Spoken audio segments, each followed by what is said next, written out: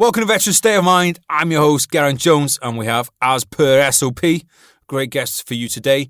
Before we move on to the guest, please don't skip ahead, because it would not be possible to do this podcast without the help of Combat Fuel.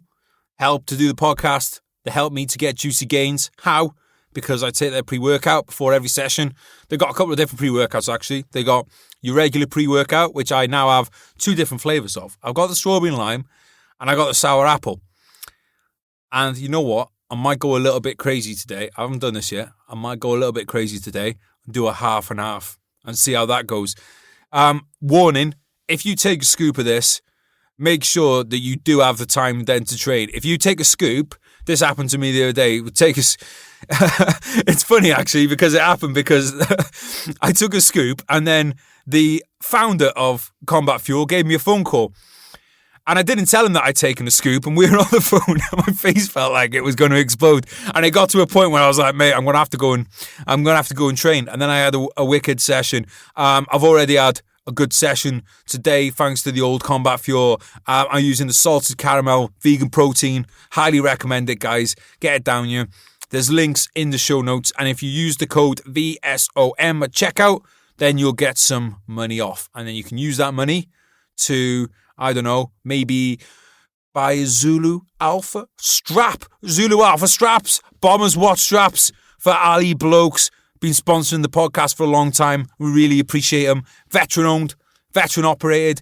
Work with our American brethren on the other side of the Atlantic. The Sangin Instruments guys.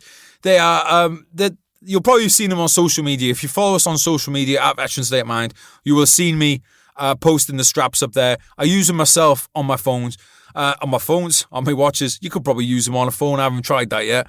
But guys, just highly, like, when it comes to something like a watch, there's going to be 2 reasons that you're wearing it. You're either wearing it to impress people, or you're wearing it for a functional reason. If you're wearing it for a functional reason, you're going to want something that is highly durable and is not going to let you down and snap, which has happened to me with straps before. And you're not going to want, if you're wearing one to show off, then you want something that's nice and flashy.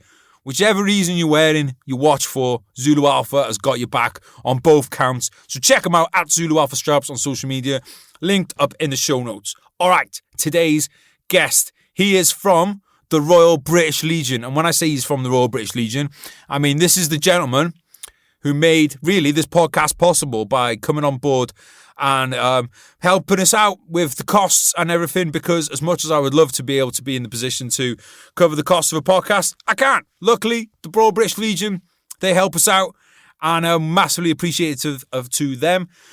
The only downside on this guy is that he was in the Household Cavalry Regiment. And you know what? It's weird because if you've read my book, Brothers in Arms, I'm not the biggest fan of the Household Cavalry in there. But since then, obviously, I've come to know a few of them. And now I love them as I love every other single regiment. So Alex Owen, today's guest, he was a squadron commander in the Household Cavalry. He is a amateur historian, but a very good one, I will add, as a bit of a historian myself. Alex is definitely in a couple of tiers above my kind of knowledge level. And he's now he's now involved with the Household Cavalry Regimental Museum, which I recommend you guys all go and check out if you're down in London. It should be back up and running now. By the time this podcast goes up, or it'll be up and running this week. That's down in London. They've got some amazing stuff down there, including one of Napoleon's eagles. So I highly recommend that. I'm going to be checking out myself next time I go down to London. And also Alex works for the Royal British Legion, as I mentioned. Really great dude, and it was an absolute pleasure to have him on today for a catch-up. So please give a very warm welcome to Mr. Alex Owen. Alex, a.k.a. Aggro, a.k.a. Major History. Welcome to the podcast, mate. How are you doing? Thanks for having me, guys. I've said thank you already, but now I want to say thank you on behalf of the troops listening, because without you approaching me in the first place in a dark, seedy alley, there would be no Royal British Legion sponsorship of the podcast, and it would be me in my cupboard doing it rather than in the fancy studio with Peter. So thank you for that. I did think when you first came out of the blue, I thought it was more to do with the fact that with you being of the erstwhile Household Cavalry Regiment, I was like, oh God, they finally caught up to me after I've slandered them in Brothers in Arms. But you very graciously offered to sponsor the podcast, which I can't help but think is the keep your enemies closer kind of philosophy. I remember listening to the pod on a run in Edinburgh, and I thought, oh, this is such a great thing. It's perfect for the troops. They're all listening to this. It's a really cathartic, experience for everyone that served, because you get to kind of relive those memories, and that there's a community out there. And then obviously you go and start putting the axe into the Household Cavalry. I thought, oh, this is going to be an awkward conversation. I've since changed my mind. In fact, we have I have several connections to the Household Cavalry now, so I've changed my mind on them. I even have some friends in the RAF regiment these days. Friends is a bit of a strong term. It's funny though, because one of the things we talked about when we first met up was I think it's fair to say that there was a bit of an image about the Legion, and that it is a bit stuffy in some kind of ways and old-fashioned. And I like to think that you approach this because, well, I know you approach this one of these things because you want to reach the younger veterans, of which there are Legion. Which isn't a plug for my new book, although it is out now if you want to buy it, guys. Legion by Geraint Jones. It was great. Like, I was talking last night to Joe, aka the British Rogue, aka Joseph Stabbin, and my co-host for Ransom Banson, and we worked out, because I sent him a photo from Afghanistan, he sent me one, and they were both time stamped, and they were within a day of each other. And I just thought, like, wow. I was just thinking, like, because we're different regiments, never would have known each other without this podcast, probably. I think it's fair to say. Now he's a great mate of mine. We have loads of people listening every week. But I do think, this week I was talking to Dave. I was on his podcast, the Reorg podcast. And we were talking about, and I'd like to get your opinion on this, because one of the things we were talking about, Dave brought up on the Reorg podcast, shout out to those guys, check them out, was that, there's a lot of, like Hugh Keir's one over at HR podcast, a lot of like junior NCO level guys making military pages on the internet, making podcasts, military owned companies that do stuff for charities. You're yourself a gentleman, but is that something? Is that something you see from the Legion? Is a lot of like junior ranks getting involved in not necessarily the traditional roles of charity, but these, or because it's not really right to call a podcast a charity, but veteran. I don't know, what would you call it? Really? What would you call these things? You're the expert. Veteran enterprises, isn't it? I think, Ooh, and I like that. it's something the veteran community, the ex-serving community, naturally do, because they have that get up and go. I think it's fair to say that when you have the uniform taken away from you, you get the itchy feet. You think, what am I contributing to community here? A 9-to-5 job tends not to be the thing that does that, and so they do set up all these side projects, these side hustles. I mean, great example. And I think we know these guys over at All Call Signs, who a charity that in my role at the Legion, I try and work closely with them as much as possible and support them however we can, because clearly the Legion's really well connected. Those guys are sort of setting up and doing great work. So join the two and two together. We're trying to solve the same problem. So let's come together and do that. And that's one example of veteran enterprise really succeeding. Michael Coates, another podcast that's doing really well, Declassified.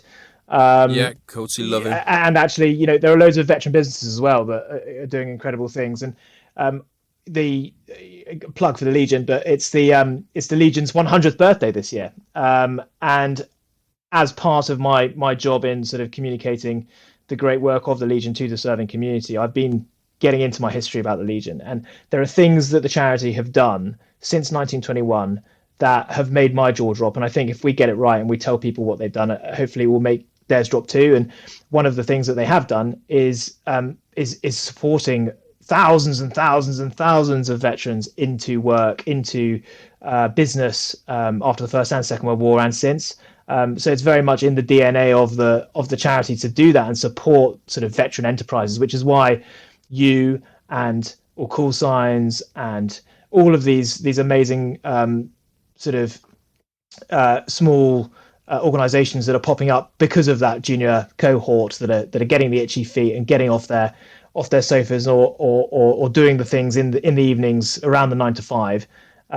why we are so supportive of that, really. I want to come back onto a lot of what you just said, but first of all, I think we should go into a bit of your background. We'll peel back some of the layers on this majestic major history and learn a bit more about you, because I think that will inform as well a lot of what you then tell us later on. So one of the things I'm always interested to know is are soldiers, I do obviously believe you can breed soldiers in times of crisis, but I also think that you can be, I think some people are just born with it in their DNA. Were you of that kind of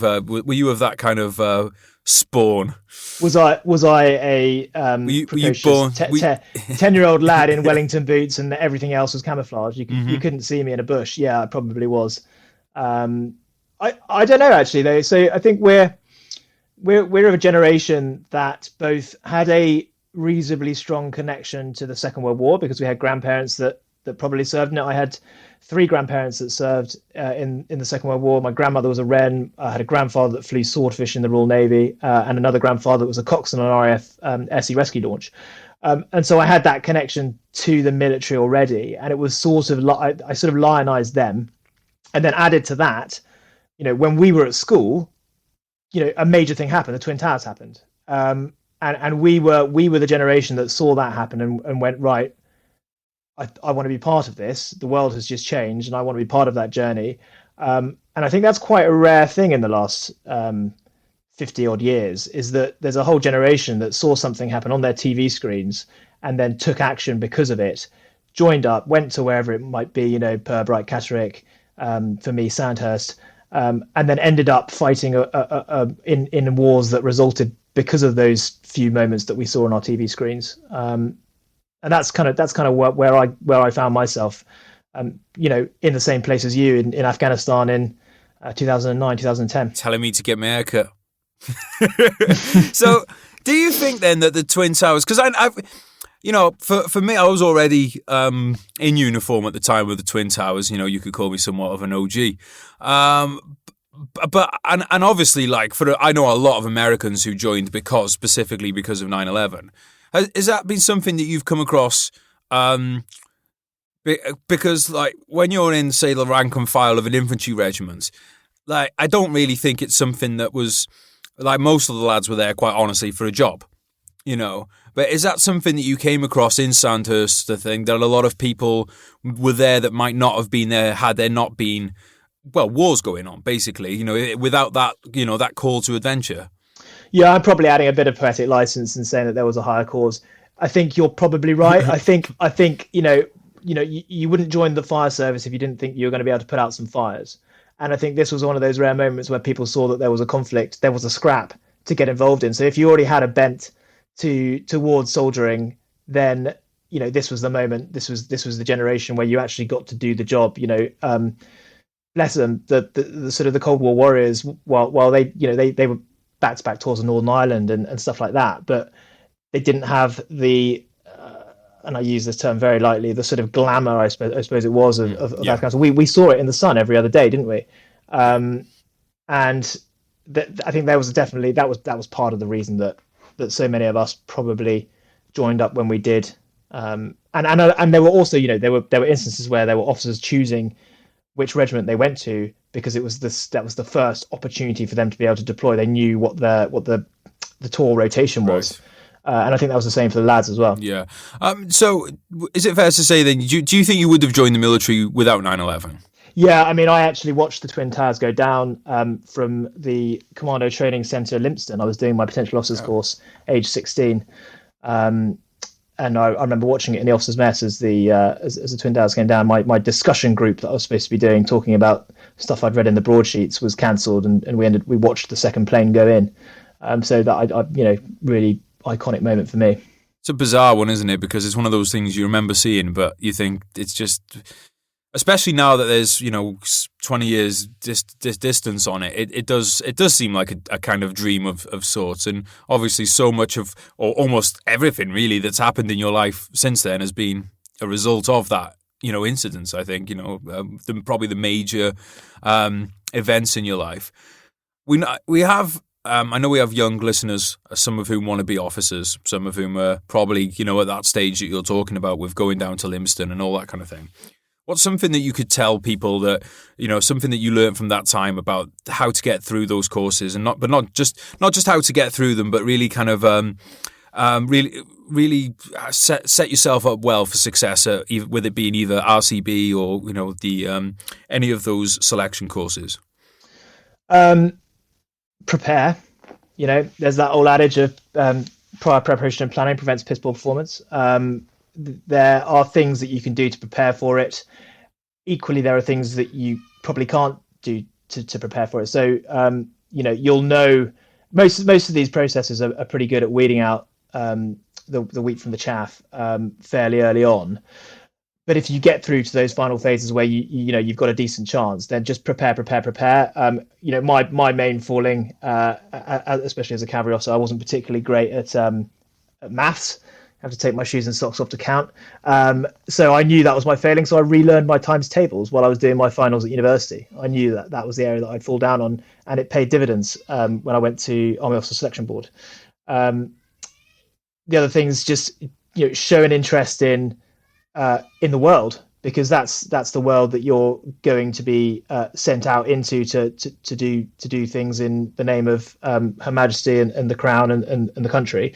So you better get your head into the broadsheets. You better be reading The Economist and The Week. You better have an opinion on stuff. You can't just cruise through life watching Netflix. If you want to be involved and be an actor in current events, you need to know what's actually happening around the world and show an interest. And then I suppose there is that sort of there is that kind of inherent leadership thing, which is perhaps the stuff that you can't prepare for.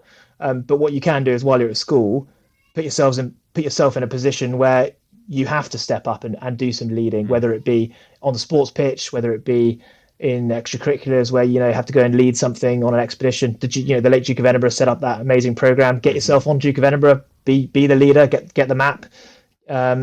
And put yourself in positions that challenge you, so that by the time you get to the selection phase, or indeed to officer training itself, it's not the first time you've been in an uncomfortable situation where a lot of other men and women have been looking to you to set the example. Yeah, I don't know if it's just this is a case of me being out of touch or what, but I feel like our kind of age group, I feel like there was a lot of leadership opportunities around for us to develop at that age. When I look back on it now, with sports teams, Duke of Edinburgh, cadets, all those kind of things going on, I assume all that is still available to people. I mean, I hope so. I feel massively sorry for the guys who've been affected by the pandemic, because clearly a lot of that hasn't been on offer. And I don't have the answer for you guys, because I'm not walking in your shoes at the moment. But I hope that things will come right soon, and you'll be able to throw yourselves into life again. And I'm sure that there have been incredibly challenging moments during the pandemic where you've had to show leadership that you'll be able to use examples and draw from as well. Yeah, absolutely, mate. What's something that took you by surprise at RCB, and then also during your time at Sandhurst? You can't hide from human nature, I think. That's the whole point of these things, right? And it's the same for everyone else going through any military training, really, is they are trying to strip away the layers of civility and just get down to the raw nuts and bolts of you as a human and work out if you've got the right stuff. Mm-hmm. And I think there are moments where you are tired and you haven't slept for 3 days because you've been digging a trench and you're wet and you're cold and you're hungry, where they will test you. And the best possible thing you can do really is just make sure you look after the others around you. If you're doing that, you can't go far wrong. And I think there were people that got shown up at Sandhurst, and there were people that were brilliant at it. And I suppose the other one is the extent that the human body can go to, and that's not just obviously at Sandhurst, that's in Afghan as well. But the human body is a very robust piece of kit, and I think through all of that training that you get put through, you really realise that. Looking back on it now, in my mid-30s, I wince thinking about some of the things they made us do. Mate, I was just complaining to Peter before we started recording about my knees. I did some knees to chest earlier now, and I feel like now I'm hobbled. But no, I totally agree with you. And one of the things I'd add as well, from the point of view of looking after the people around you, is it's also selfishly a great thing to do too. Even if you don't give a fuck about those other people around you, it will give you something to focus on other than your own misery. So not only do you look good, but you'll actually feel better because you'll be kept busy and doing stuff for other people. And you will feel good from doing it. But even if you were the jackest bastard on the planet, it's still, it's still a great thing to do. When you're just concentrating on yourself and your own misery and whimpering into your gas mask during a time, like that's the time where where things really suck. Before we get too far ahead into the army stuff, because I do think I'm always interested as well with people who have a love of history. How much of did military history play a part in colouring your perceptions of what the military would be, and how did that differ when you did get to Sandhurst and then when you did get to? Oh, hugely. Yeah, I mean, I'm probably going to turn a few of your listeners off now because I'm going to admit that I used to be a choir boy, but I was a chorus. Sorry, they might be into that. They might be into that sort of thing. We have a few pervs here. My parents sent me to a number of strange schools that institutionalized me to the point of no return. So I was actually a chorister at St Paul's Cathedral. So that meant that every single day I walked past the tombs of Wellington and Nelson to the choir practice room, which that's dope. Yeah, it was quite cool. So that was kind of my 7 to 13 before my balls had dropped. Walking past those, and then I went to a school where we used to wear Tudor uniforms and march into lunch, and we had a school marching band. What? Yeah. Christ Hostel, look it up. Shout out. Are you English? You're mad. And then I did archaeology at Durham University. So I was by that point hooked in the past. And so when I did get into I referenced the Royal Marines earlier. I did get into the Royal Marines when I was 16. My uncle was a military cross winner from the Falklands. He won a military cross leading his company up Mount Harriet. And I remember watching him on a BBC documentary where he said, yes, well, the Argentines kept on popping up behind those rocks and we just kept slotting the buggers. He was a bit of a character in my life. And so that sort of went for the Royal Marines route. And then obviously I went to university, got a bit fat, got a bit lazy, drank too much, and then thought, actually, Royal Marines does feel like a lot of hard work now. So I went back to the drawing board, looked at the army, and then the history bit kicked in, and who is the senior regiment, in the army, who've got the longest history? Household Cavalry. They're the ones that do the fancy dress, yeah? They do a bit of state ceremonial and public duties, yes, they do, but they're also first and foremost fighting soldiers. Yeah, fancy dress. No, it's to be honest, mate, it's like, because I love, like, as much as I love to bash the guards and stuff, when you look at, especially the Napoleonic era, like, the cavalry does seem pretty cool from, those that kind of era. I saw something the other day. You'd probably know the piece I'm talking about. It was is it called a cuirass? Cuirass, is it like? And it was a young, I think it was an ensign who'd worn it, and it had a perfect hole where a cannonball had gone straight through it. That was a French cuirass, yeah. And they would, so that if anyone knows their Waterloo history, then there are a few great moments of Waterloo. That was the massed French cavalry charge that came towards the end of the day, and yeah, I think it was like Mercer's Royal Artillery battery up on the ridge sent that through one of the French cavalry as he was charging up. Yeah, straight through and through, but the size of your head. Yeah, and they've got that preserved. But the Household Cavalry was at Waterloo. All of its regiments. So First and Second Life Guards, the Royal Horse Guards, now known as the Blues, and then the First Royal Dragoons, or the Royals, which are now the Royals. So the Blues and Royals are together. And it was in the main heavy cavalry charge at the sort of midday. It was like 2:00 in the afternoon, but that happened, and it was absolutely epic. And most of you guys will know that famous painting of the Scots Greys charging at Waterloo. Those horses going for it with the Scots on them. Well, during that charge, the Household Cavalry were also involved, and the Royals managed to capture one of the eagles, the 105th French Napoleonic eagle. During that charge, they basically put an entire division to slaughter on the sort of soggy clay cornfields of Waterloo. And that eagle that we captured is in the National Army Museum today. But this summer, I'm very excited to announce, we're going to be bringing it to the Household Cavalry Museum on Horse Guards Parade. So if any of you guys are into your Waterloo history, I also happen to be a director of the Household Cavalry Museum, my old regimental museum. So we're going to be uniting the eagle with the medal of the guy that actually won it, and that medal, the guy was called Sergeant Francis Styles, and he's the one that captured that eagle. But he died in 1828, so quite young, just after Waterloo. That medal went missing, and it was discovered last year by one of our NCOs in America on eBay. What?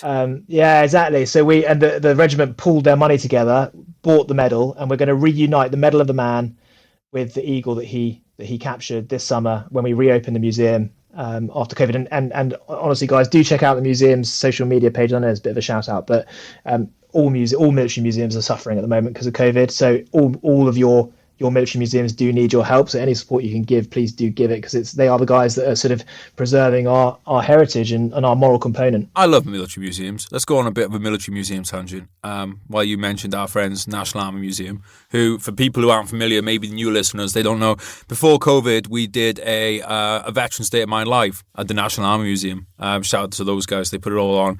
And we're definitely planning on doing some more of those as well. So we don't have any planned at the moment because what's been the point in planning things at the moment? Things just keep getting cancelled, but we will definitely do some more of those. But I love that museum. One of my favourite pieces in there, which I have to admit is cavalry related, is the Order for the Charge of the Light Brigade. You know, they have that in there. Yeah, which is just nuts. It's like I was saying earlier about when I think back on that memory of the Twin Towers. Some things in life are real but just don't feel real. And when you're looking at this order that was for the Charge of the Light Brigade and it's there in front of you and you're like, I know what this is. I know what this was part of, but I can't get it into my monkey head that what I'm actually seeing. And what that went on to do and the place that it now takes in like our national story. Yeah. Yeah, it's insane. It's bonkers, but I enjoy that. And if you've got kids as well, I think it's a kid friendly museum. I would say the National Army Museum. But I'm a big fan of local museums, small museums, because quite often you'll find and this is, I know this is a bad thing, but they are always quiet, and I don't like people, so that's great for me. But the reason that's a great thing is quite often, the person that's working there who knows everything, you can literally just ask that person anything and they will be almost like a private tour guide. It's But there's one I know. So I know the Royal Welsh one in Carnarvon. I know they've got some great stuff there. There's a Cheshire's one in Chester for anyone around that area.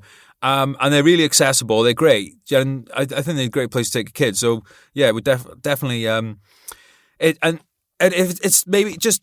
I think a lot of them as well. The admission's pretty much nothing. Just give them a tenner. Yeah.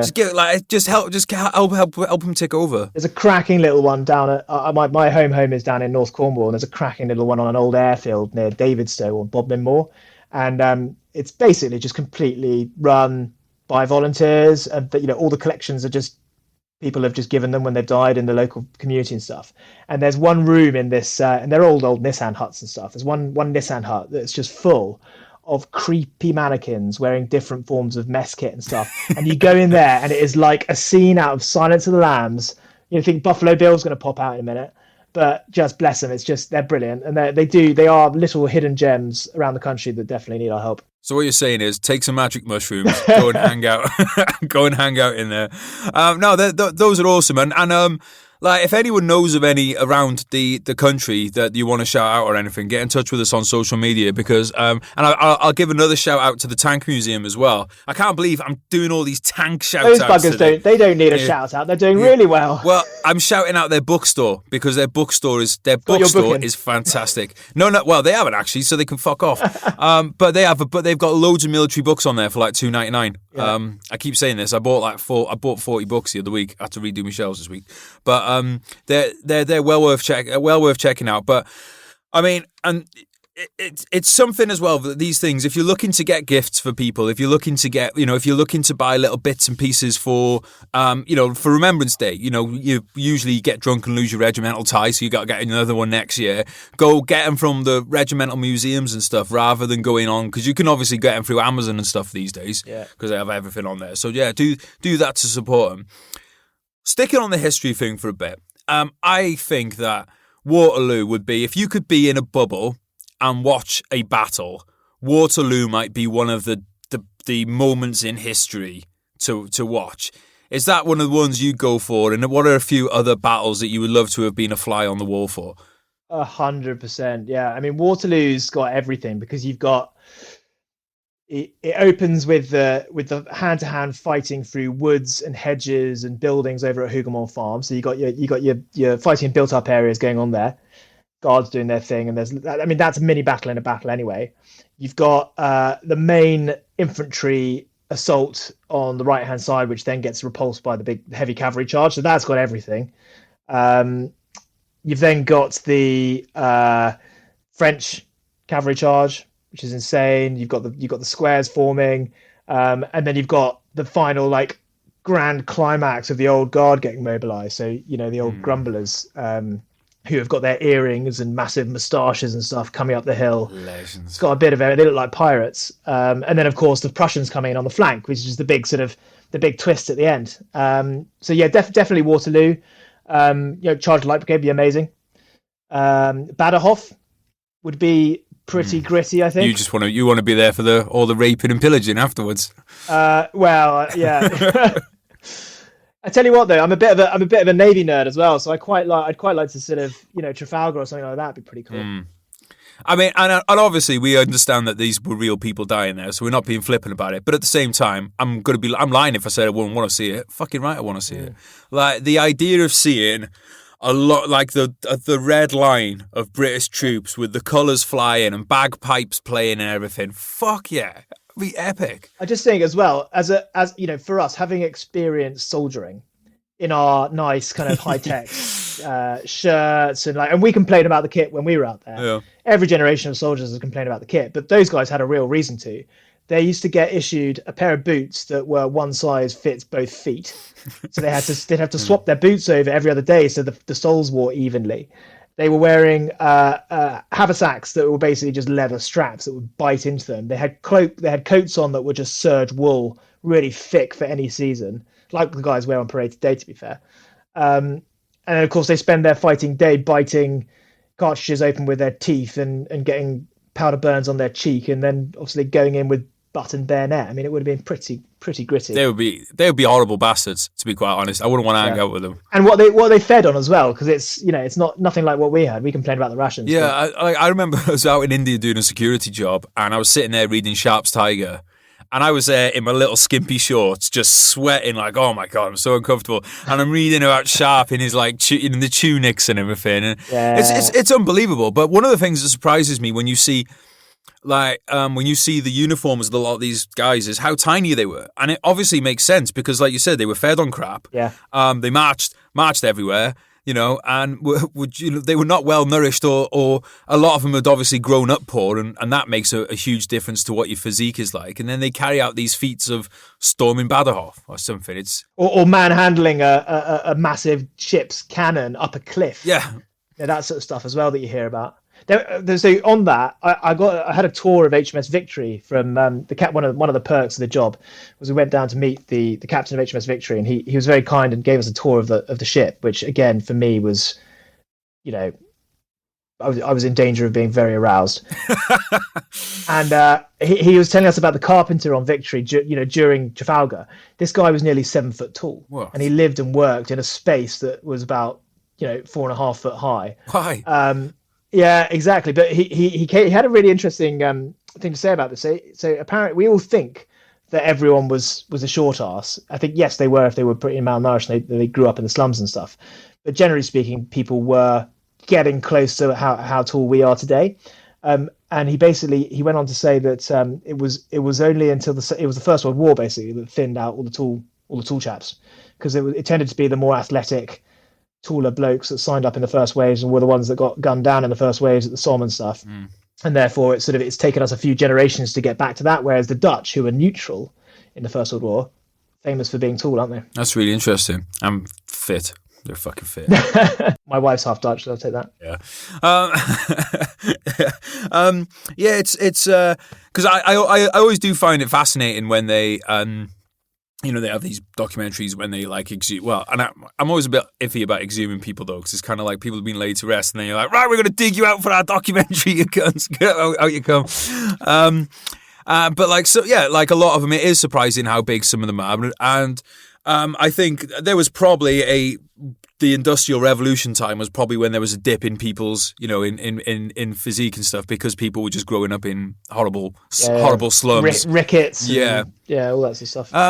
So that kind of era of history then is obviously one that kind of speaks to you. Do you think that, because I still feel that it's, I mean, we're talking hundreds of years, like a couple of hundred years ago now for events like Waterloo. It's really kind of crazy to me, like how we, and not in a bad way, how strong of a tie we still have as a British Army to those events. I can't, like off the top of my head, I'm not sure if there's anyone else that really does that as a nation and as a military. So as an example of that, the eagle I was talking about earlier, the 105 eagle, which is coming to the Household Cavalry Museum, that is worn on the sleeves of every Blue and Royal soldier. Right.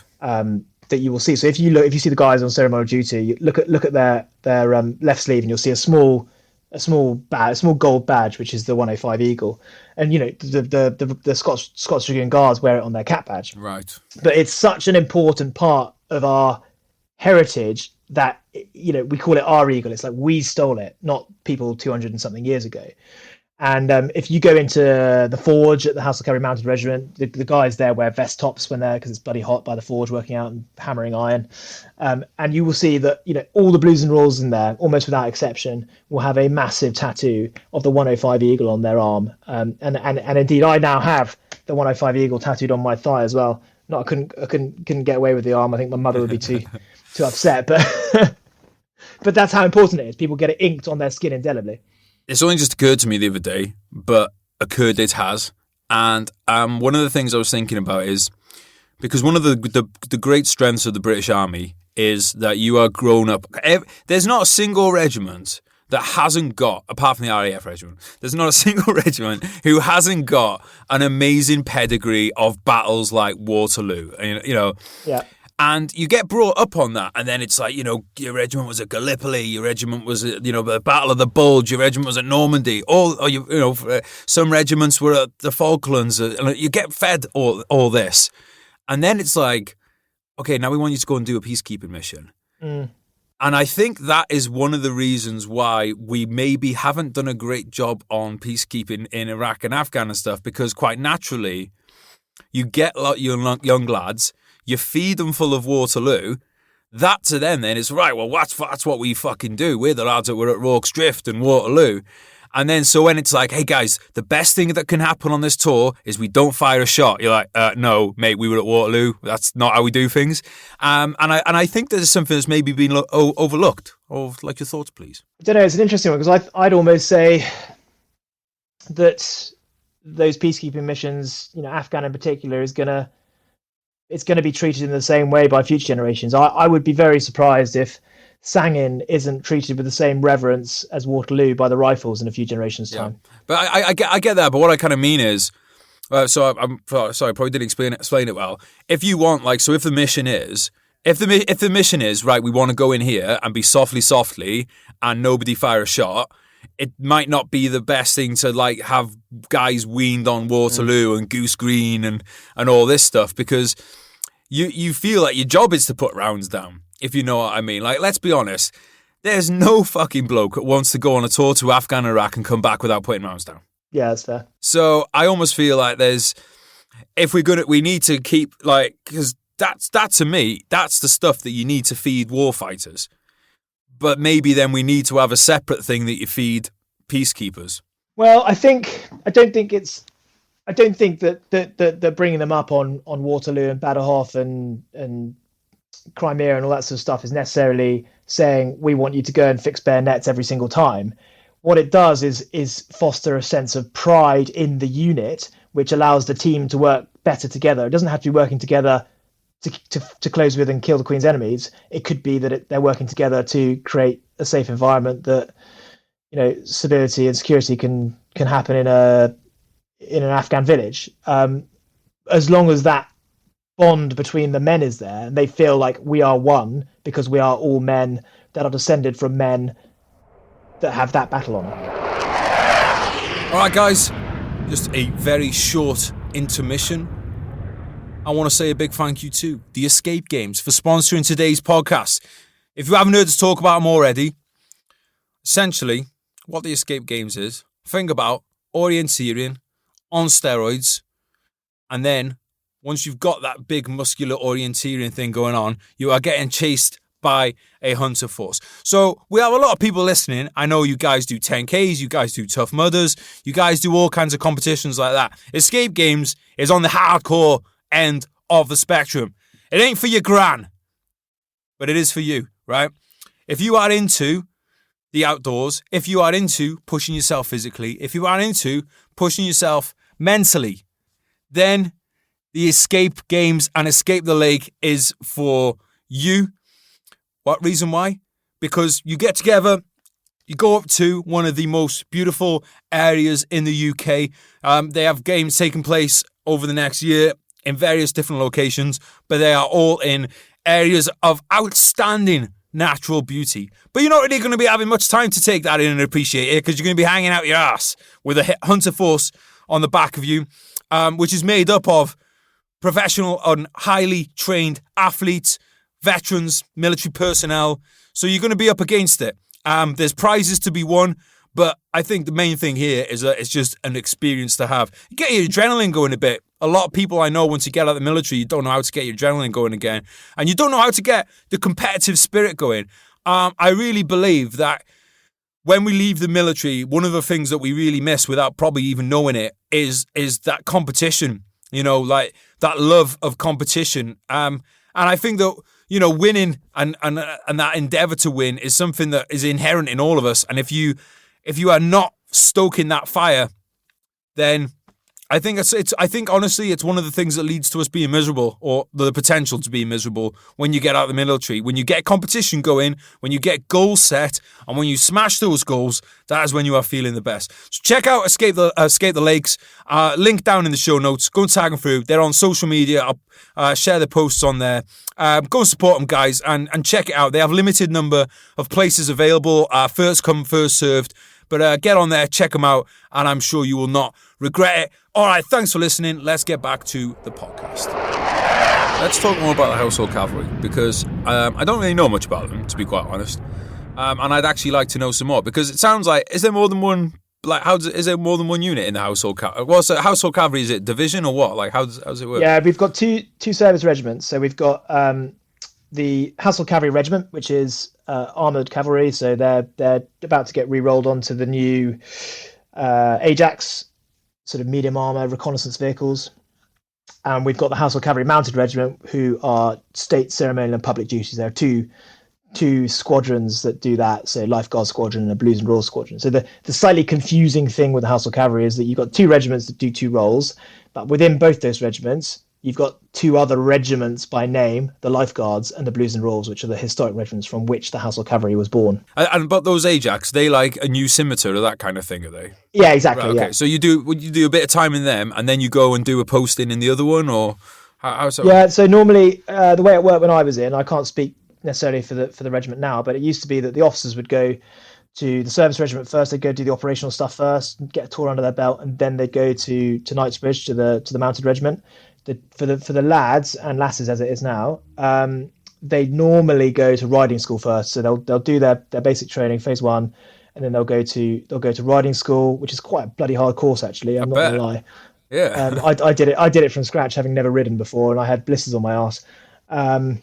So they'll do that. They'll pass out. They'll do probably 18 months or so as a mounted dutyman in London, which is again hard graft. I mean, you're looking at when you're not very good at cleaning the kit, it's about 20 hours a day of so you get up at sort of five something in the morning, down the stables for 6, mucking out, grooming your horse, tacking up. You're then riding from 7 till 8 through the streets of London to exercise the horse. Breakfast for the horse, breakfast for you, down the yard again, yard work until lunchtime. If you're lucky, at lunchtime, your corporal of horse will knock you off so that you can go and start on your kit for the following day. That's about an hour of grooming again, 4 hours on the tack for the horse of polishing, brass work, all that sort of stuff. Then you're going to your upstairs kit, which is your boots, your gauntlets, your cuirasses, your helmet, your sword. That could be another 2 hours. Boots alone could take 6 hours if they're not very good. So you're getting to bed quite late and getting up bloody early most days. But it does make a very fine soldier. So by the time they get to Afghan or to on operational tours, they know how to look after kit. They know how to look after themselves. They have that attention to detail, and they're a bit more grown up, I think, as well, because they've had their youngest soldiering years in London, where they've had to look after their own finances amid all of the bright sights and things that come their way. That's a great point. That's a very great point. Do you get the same horse all the way through it? Normally, there are more horses than there are men, so you get one bloke would probably look after about 3 horses. It must be quite hard to leave those horses behind after spending so much time with them. I think that would depend on who you ask. So some are more equine-minded than others. I think some can't wait to see the back of them, to be quite frank. Really? Were you one of those people, aggro? No, I loved it. I did. I really enjoyed it, and I had a couple of horses that I sort of had as my notional, my favourites. And I do miss them. And you know, when I was there I left my last post as a squadron leader of the Blues and Royal Squadron. And you know, by the time I left the army, I had a little boy, Archie, who was only months old, and he used to recognise the horses, and the horse recognised him by the time we left, and that was quite a nice little bond and stuff. I do definitely miss the horses.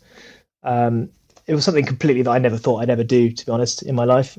And if 10-year-old me could think in a few years' time you're going to be on a horse with a sword in your hand, riding in front of the Queen, I just think, nah, it's not going to happen.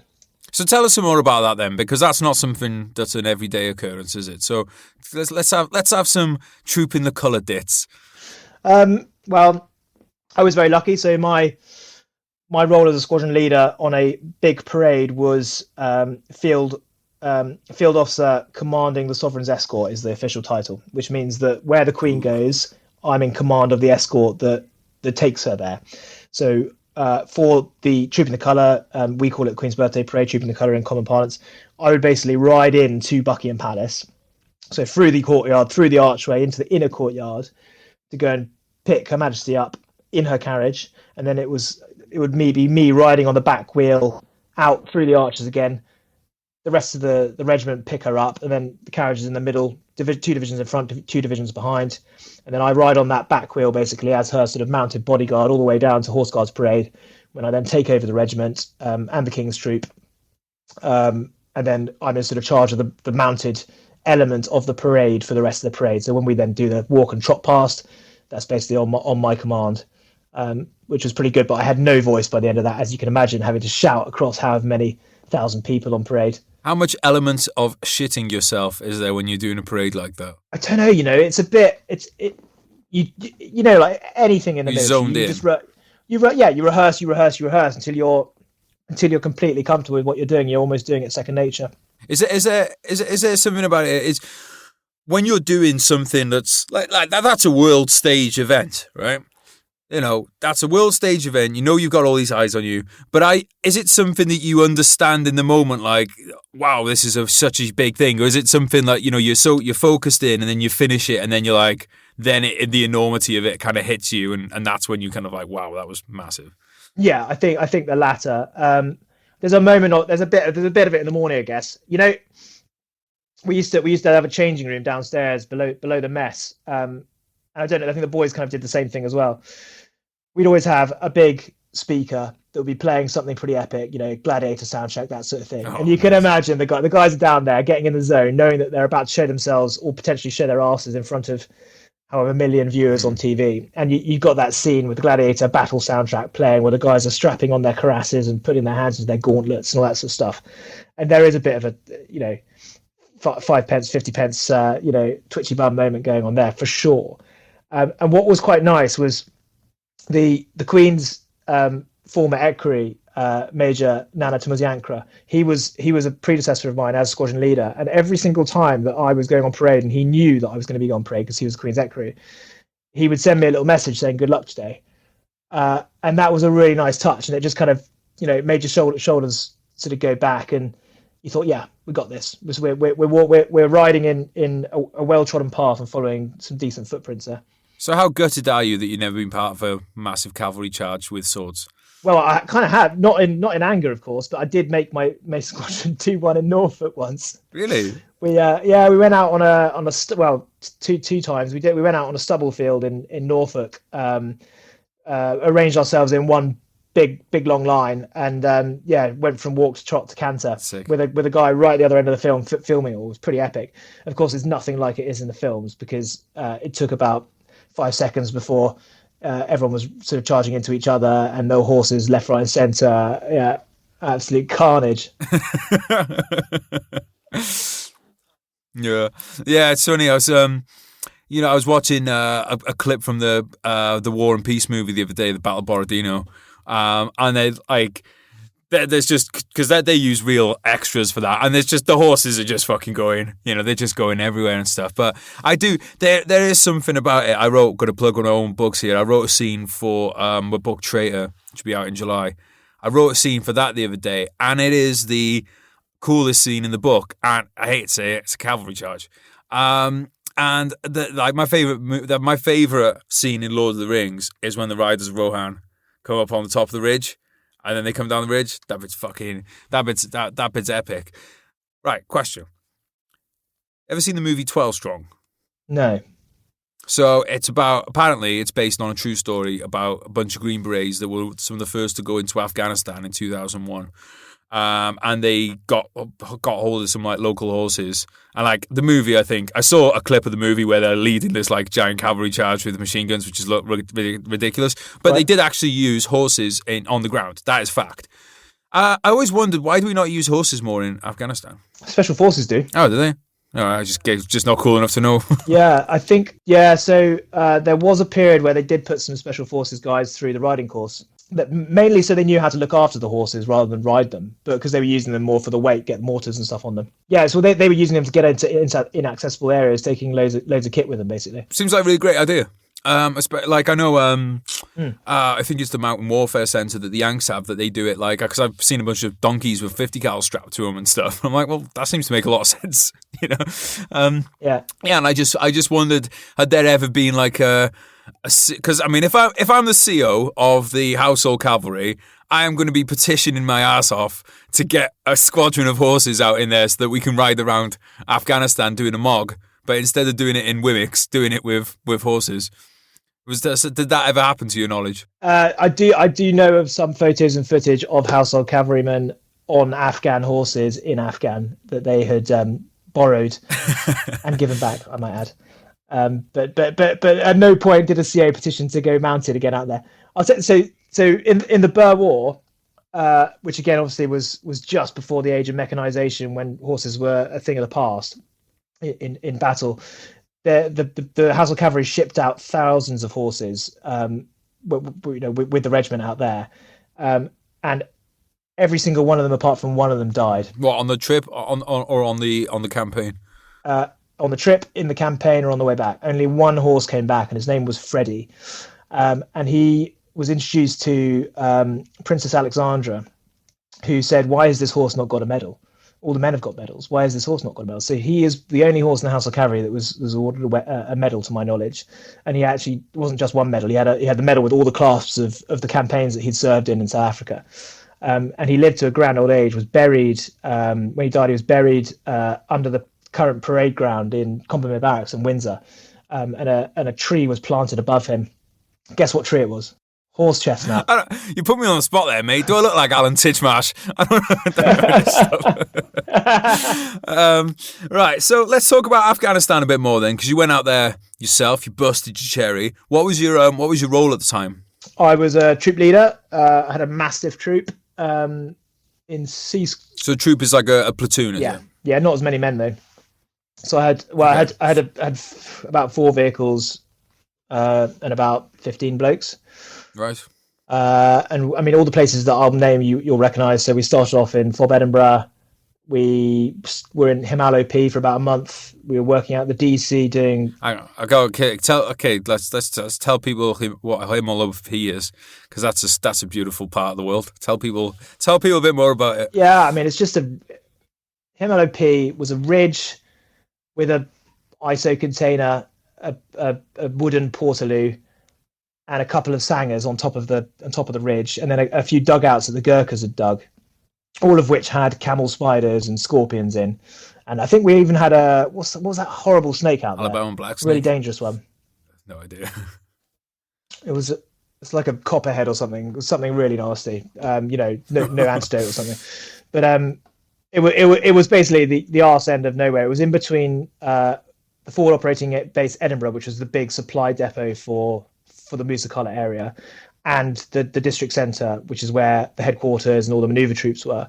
And what we were trying to do up on that OP was keep the route open. So stop people from laying IEDs on the route because it had to be open so supplies could keep coming forward, troops could keep coming forward. And yeah, it was a pretty sort of lonely. It was quite nice actually because at the beginning of the tour, I didn't know my troop that well because I'd sort of taken them on just before we deployed.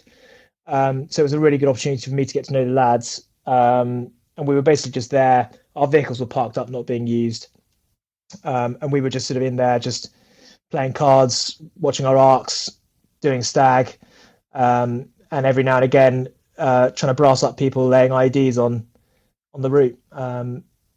Not particularly eventful, but yeah, nice soft introduction to the tour. Yeah, that's where I got blown up on that route, just under Himmel OP. Yeah. And then knocked myself out there late in the tour. We went there on resupply, and I walked up to the top to take a look. And then when I was walking the sang, I wasn't paying attention, hit my head on the crossbeam, and knocked myself on, knocked myself out. So it's not a favorite part of the world for me. So when you went out to Afghanistan, then were you obviously? I'm going to take a stab in the dark and say that you were excited to get out there. But what was the going out there with a troop? It's got you've got different responsibilities than a lot like a junior soldier going on tour. So how was that? Because you went out at a time, was it back end of 2009? Yeah. So you went out at a time when knowing you were probably not going to come back with unfortunately not everyone's probably going to come back. What was that like? It was a weird one. I mean, in my pre-deployment training, I'd been moved around a lot because it was only late in the day that it was decided what our squadron was going to be used for. So at one point I was going to Herat in the sort of far west of Afghanistan to sort of train up Afghan army people there. And then, switched over to being Mastiff Group. And then got given my troop, got sent out. I didn't have much time to think about it. But what I did, the one sort of sobering moment for me, I guess, was I remember being in London with my girlfriend, now wife, and I got a phone call from one of the other guys saying, Nick, one of our mates from my troop leaders course, so my phase 2 training course, had been hit in Musakala. So he was in Minden, and basically an RPG airburst had fragged him, and shrapnel had gone through his throat and cut some of the main arteries in his shoulder, and he'd been hospitalised, sent back. And so that was the first kind of wake up call for us, where someone that we knew really well had, he was the first of our course to be sent out to Afghan, and he'd already been hit. And I just thought, right, this is pretty serious, isn't it? And not only was it, a close mate, but it was also the place that we were going to go to as well. So we knew it was going to be pretty tasty, potentially, where we were going. But at the same time, we were young and dumb, and we thought that we were invincible, and we thought it was a boys' own adventure. And yeah, of course, we were gagging to get out there. Mm. And it was, to a certain degree, a boys' own adventure. Yeah. Well, what was some of the because I always at the end of the day did enjoy it, didn't we? Really, a lot of it. So what was some of the favourite parts of the tour?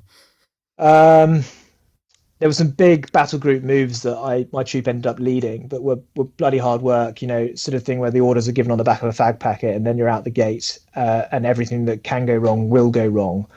With vehicles behind you in the packet getting blown up, and having to barmer your way, metal detect your way through a Cariz line, one of those well lines where there's very little room between the wells before your Mastiff's going into one at night, which has suddenly fallen rapidly because it's Afghan, it falls so quickly. So getting through that, getting through the other side, and then getting the whole battle group to the start line to then sort of launch an armoured attack or assault into this sort of enemy territory.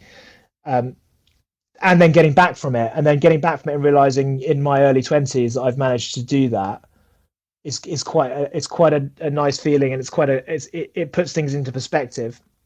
I think for me, getting back to the UK as well, it was like, you remember it. We all felt like celebrities, didn't we? So You feel like every time, mate. I got a very big ego. Well, where you live in the arse end of the Principality, I'm not surprised. But we all got back, and there was that kind of that sense of all your friends have been hanging on your every word. They've all been writing to you while you've been out there. You've done something that no one in your peer group has done, because we were all in our very early 20s at this point. And you've also made a bond with your blokes that's going to last a lifetime as well.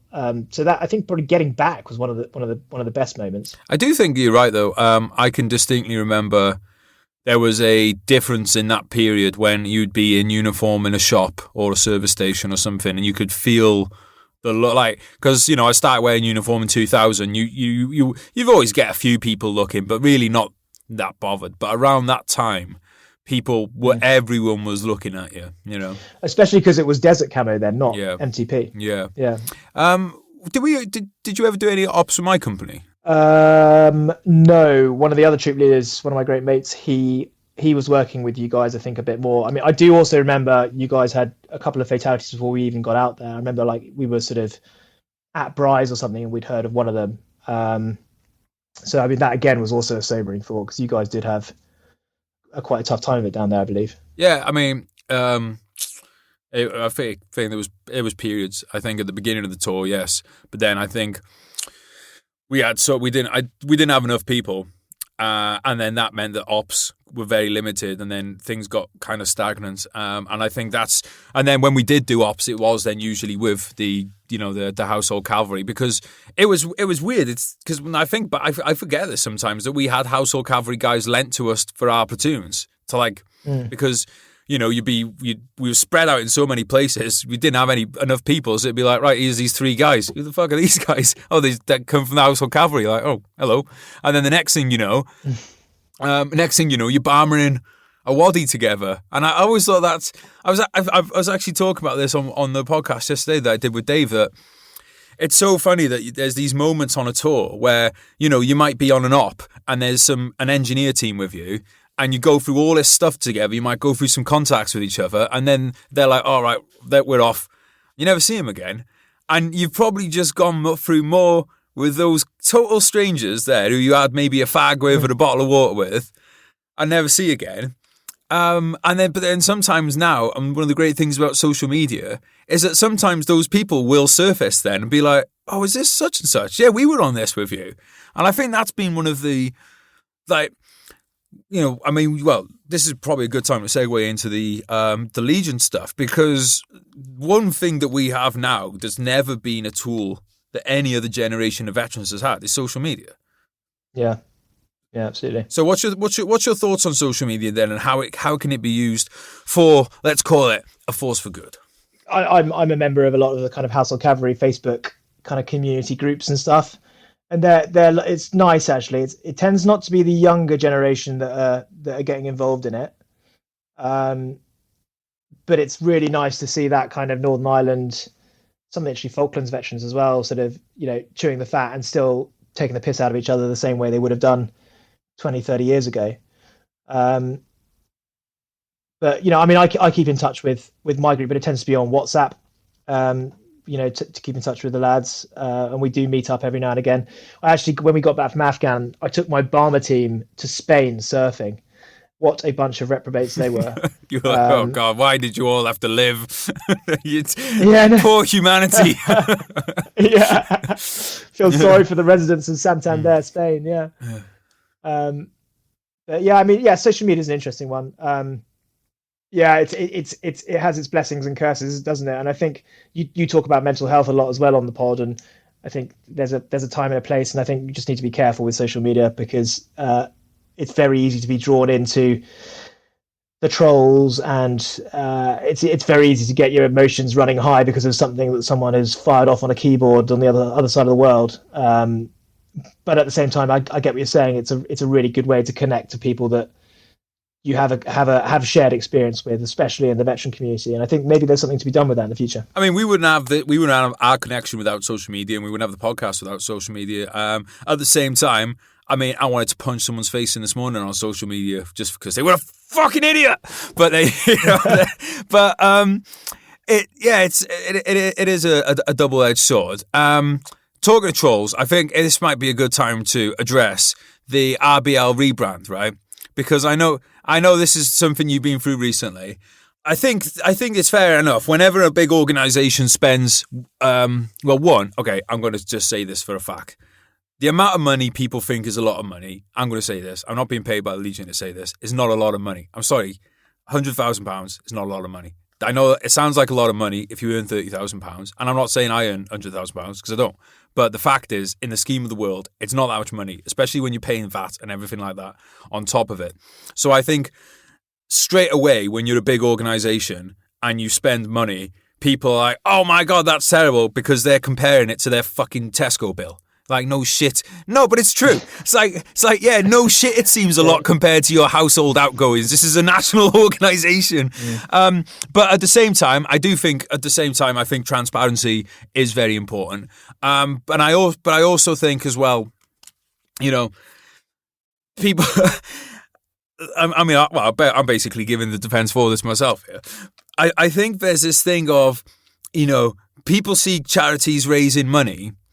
I'm like, yeah, okay, they're raising money. Why do you think they're raising that money? Then to spend it. And then people seem to get mad when the charity then actually spends the money, which is, what it's there for in the first place. I can understand why people would, it is a simple thought to go, the money that we give to the poppy should be spent on serving people, veterans and their families. Yes, it should. But in order to raise that money in the first place, you need to be competitive in the charity sector, in the charity space. You need to be able to raise awareness of who you are, what you do, and what you stand for. And the problem with, the thing with the rebrand is the Royal British Legion that we all know and love. And you've mentioned it before. It was a bit sort of tired and old. It had a logo that was invented in the early 90s when the Spice Girls were still young and perky, when digital media wasn't even a thing. And it wasn't designed for online, an online use, really. So the fact that we've got away with using it for, 30 odd years is a probably testament to the fact that the RBL is using the money in the right way. The reason they did the rebrand this year is because it's our centenary. So, happy birthday us. Why not give ourselves a bit of a facelift so that we can compete with the Donkey Sanctuary and, animal charities and stuff. This is the reason that they've spent, as you said, £100,000, which isn't a huge amount in the scale of things, when they spend that and more every single week on welfare, is so that people spend their money, their fundraising money, their charity money on veterans, wounded, homeless veterans, families that need support, people that can't access their pensions, instead of giving it to some donkeys that shouldn't have been bred in the first place. Yeah. Not that I've got anything against donkeys. I'm a donkey walloper. The Donkey Sanctuary is what I call my underpants, by the way. Yeah, so look, like one of the things, and I'll say this from, I think I've done pretty well on social media, not as well as some, better than others.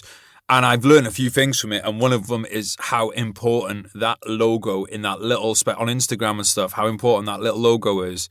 It doesn't seem like a hard thing to figure out, but it really kind of is. I have spent a lot of money testing different things out myself. So I can see where it comes from.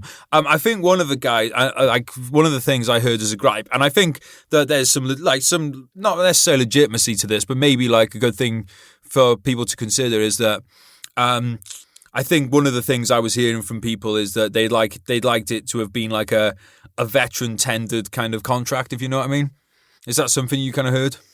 Yeah, and I can see why. I suppose economies of scale dictate that the best and most economical way to do this and get the best value for the people that support the appeal is to do it.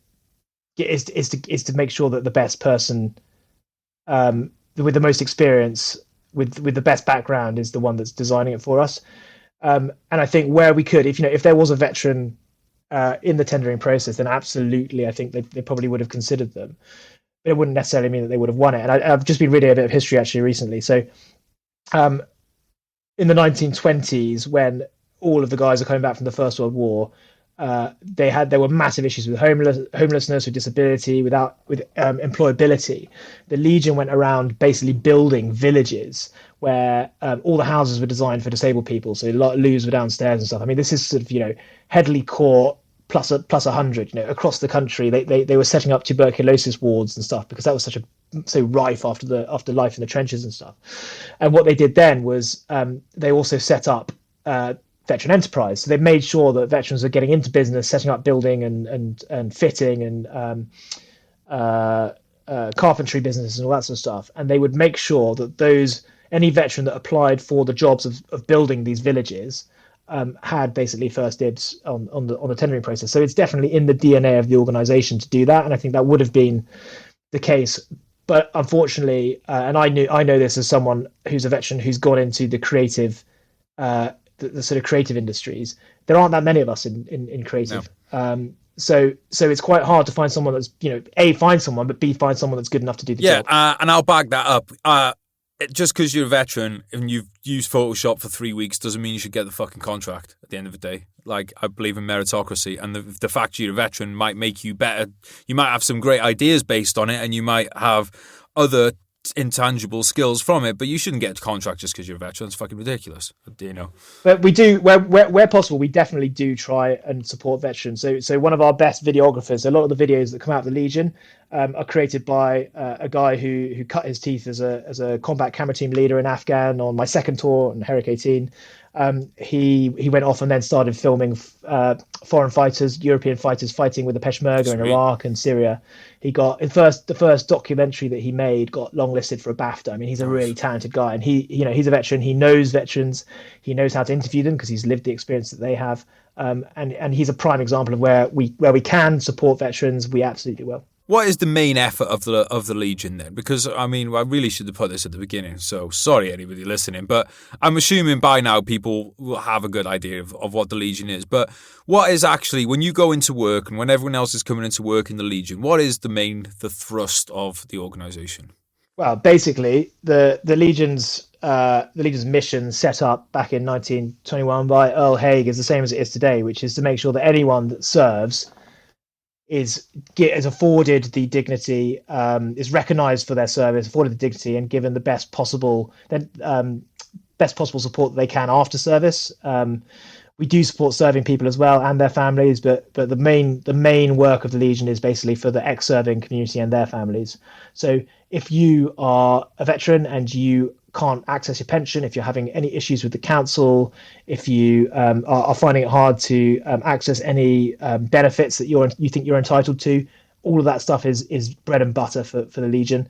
But then of course we've got other projects as well. So the new Headley Court, Stamford Hall, the DMRC, we've funded that, part funded that. So the RBL complex trauma gym is the sort of biggest part of that building, and we're very proud to have sort of put our name on that.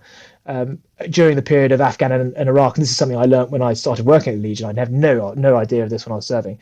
During Afghan and Iraq, when every other day, we were seeing people get blown up, triple amputees, life-changing injuries. The Legion saw that there was an absolute critical problem here.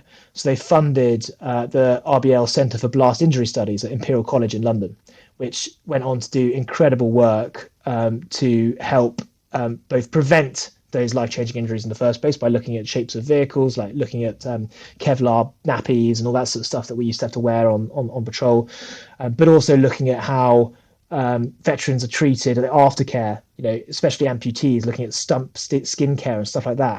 Because there's no proper science on how these guys and girls live long, fulfilled lives as normal as possible well after their injury. So there are, isn't it encouraging to know that there's a load of scientists in Imperial College that were funded by the Legion that were working on that. I mean, the Legion doesn't fund that anymore because, we're not in Iraq and Afghanistan anymore. We're not getting guys suffering those kind of injuries on a daily basis anymore. So the money has to go where the need is. So they're looking at things like social isolation now, which is a huge problem in the community. They're looking at campaigning as well. So a lot of the campaigning work that the Legion does is actually nation changing. So back in, I think it's 1954, They campaigned for the Disability Employment Act, which went on to basically mould how disabled people are treated in the workforce. And that's not just veterans, that's everyone, right. Because of the Legion. But now they're campaigning for the government to waive the service charge that's basically levied against anyone that's from the foreign or Commonwealth that want to stay after service. And I don't know if you know about this, Gez, but right, yeah. Can you tell us more about that? Because this is something that I have been meaning. This has been on the rants and bants agenda for a while. But let's get into you can get into it, and I'll not rant about it. You just. So I had 2 Fijian guys and a Nigerian in my troop in Afghan who I hope have not had to go through this process. But essentially, if you serve in the British Armed Forces but you're not a British citizen, so you come from one of the foreign or Commonwealth countries that our armed forces recruit from, then if you want to remain in the country after service as a British citizen, you end up filling in a load of forms, you send them away, and for say a family of 4, typical family of 4, but most families are larger, typical family of 4, you have to pay a charge of about £10,000.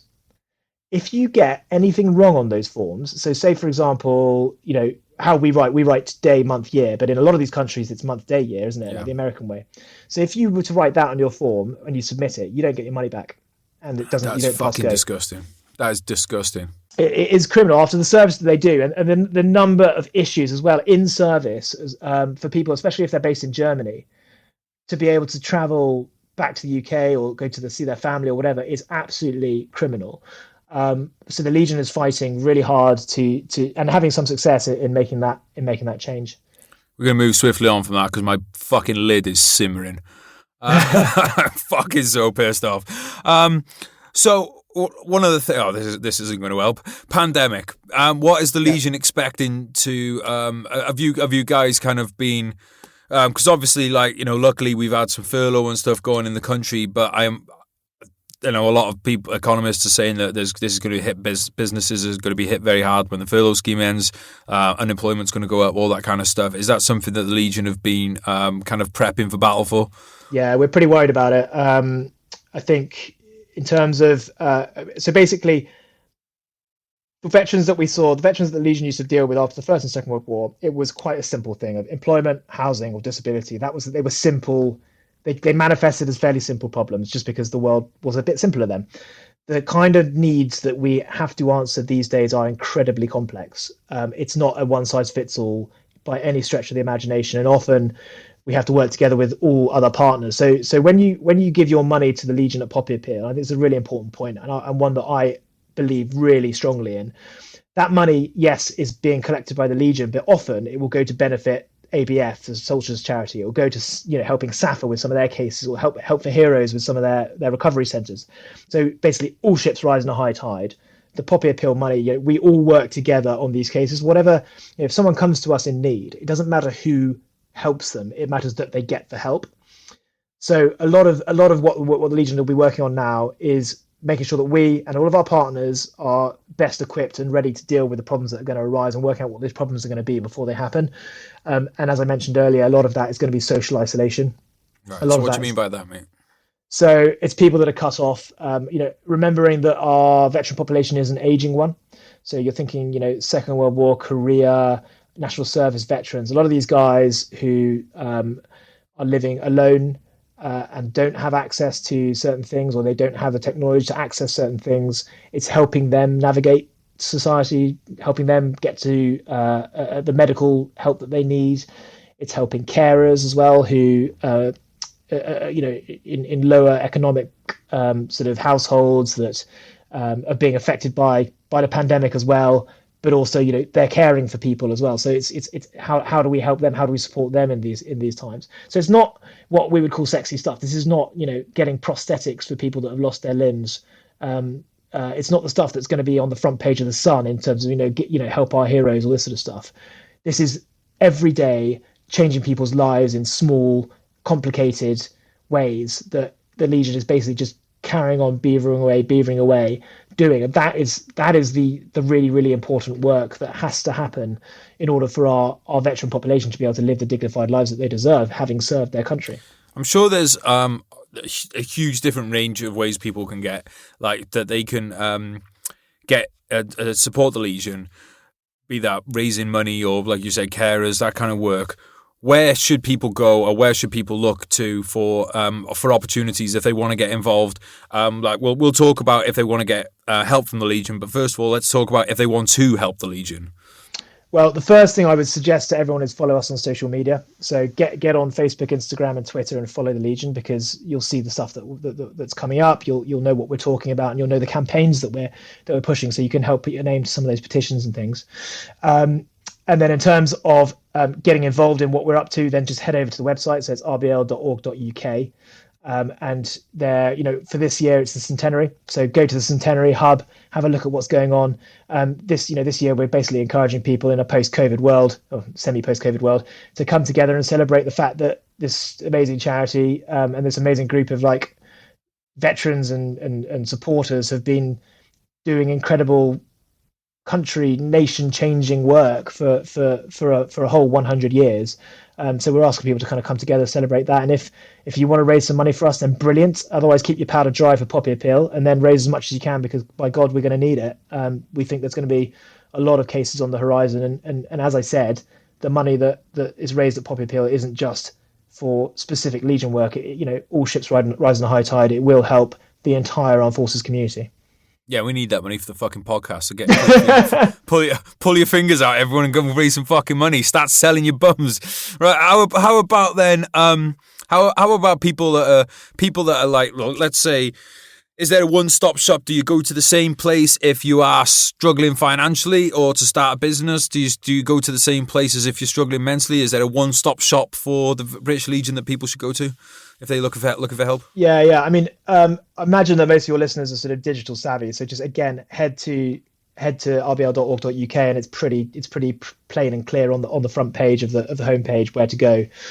We do have a contact center that's being manned most of the time. So just head to them, and they will basically, to use a military first aid term, they'll triage you, and they'll make sure that you get sent to the right place and handled, and wrapped up in the arms of the Legion as much as possible, and sort of taken through on that journey as much as possible. Failing that, if you're also sort of scratching your skull about where to go, then the Legion also runs Veterans Gateway, which is exactly that. It's a portal for anyone that needs help, who's a member of the armed forces community. Go to Veterans Gateway. Again, it's a contact center.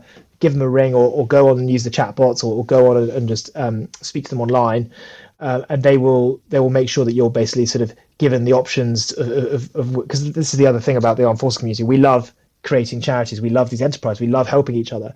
So there are about 1,200 service charities out there, all trying to do great work. And so Veterans Gateway allows the person in need to kind of get the help they need as quickly as possible. What if someone has a family member that needs help, that doesn't necessarily want to go and get it themselves, or is not, is not doing the work of getting themselves? Let's say someone's got a dad who's struggling.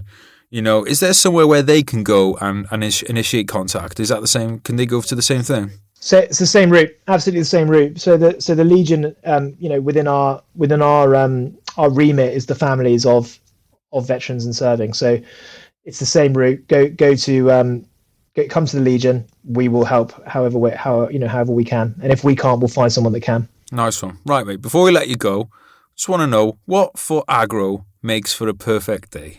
Oh, right. Great question. So I run along the cliffs at home in Cornwall, listening to Veteran State of Mind in my Veteran State of Mind t-shirt. No, you're listening to the Poldark theme song, dressed as Poldark. We know chested. Yeah.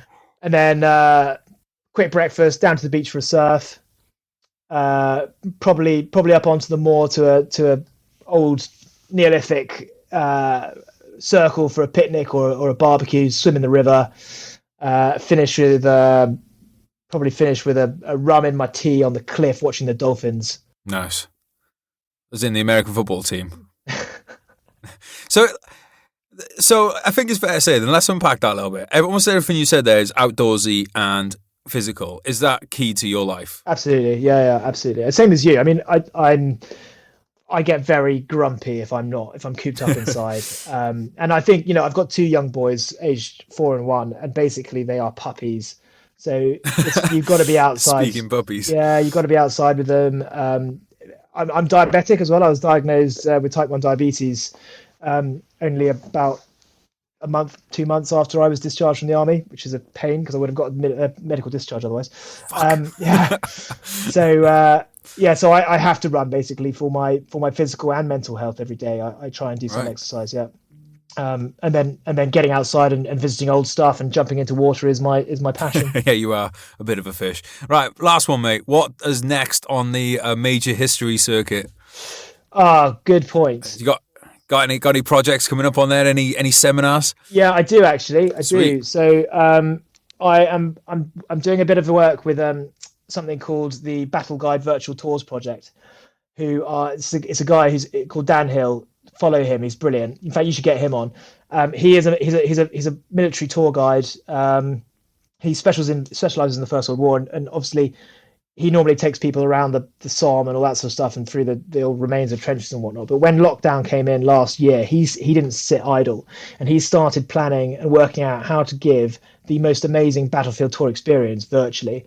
And he's managed to do it because he's got a load of computer geek friends, and they've pulled this thing together.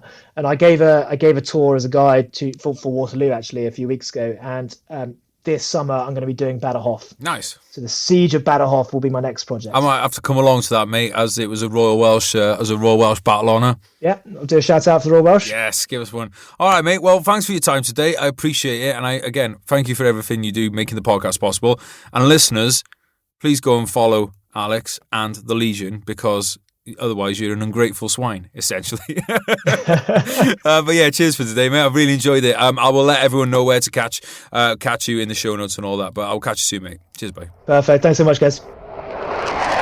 Thank you for listening to today's podcast. Combat Fuel, Zulu Alpha Straps, thanks for sorting us out. And Alex, thanks for coming on the podcast. But more than that, thank you for being the person that reached out to us and has really allowed this podcast to become what it is. What that is, I don't know, but people turn up and listen to it, so I'm assuming it's a good thing. Guys, if you enjoyed today's episode, please go and support the Royal British Legion. All they ask is that you just go and have a look at their page. Have a look at their page, let people know what they have to offer, know what they have to offer yourselves, and then make use of those services if you need them. That's what they're there for. Like I said, recently, I really appreciate all you guys listening. It's been an absolute pleasure to continue to bring you this podcast, and I've meeting guys like Alex, talking to you guys on social media. It's fucking awesome, guys, and I really appreciate it. And I'd like to, last year has been hard on us all, and having this podcast and having you guys supporting it has kept my mental health ship above water, so I want to say a thank you to that. I really do appreciate all of you. But I'll catch you next time, and I love you. Bye. You told me not to worry, and you wouldn't break my heart. You told me you were sorry, yeah, my whole world fell apart. You said it's not my fault, and yeah, I've never done you wrong. I'm grinding to a halt, now I can see you're moving on. I promised I'd get better, and I told you things would change. You keep me to the gutter, yeah, I'll never be the same. I've got to let you go, now live your life and spread your wings. And yeah, you put on quite a show, and pulled the puppet strings. And are you sure that you don't want me? Remember all the pain, or maybe you should thank me. It's your loss and my gain. I'm leaving now forever, I won't hang my head in shame. But yeah, you've taken me for granted, and you should feel ashamed. You sold a dream to all of us, a dream that we'd all die for, a reason for us all to live and something we could fight for. I might just help a man up to his feet or hold a newborn, but no matter what I do, my hands remembering my rifle, yeah. Life's hard, I know that, still wouldn't change shit. I wouldn't go back, yeah, I wouldn't go back. Feelings I hold back, memories fade, yeah, they go fast, yeah, they go fast. Good times to come and go, survive the highs and lows, just take it step by step, I guess, yeah, I suppose. Good times to come and go, survive the highs and lows, just take it step by step, I guess, yeah, I suppose.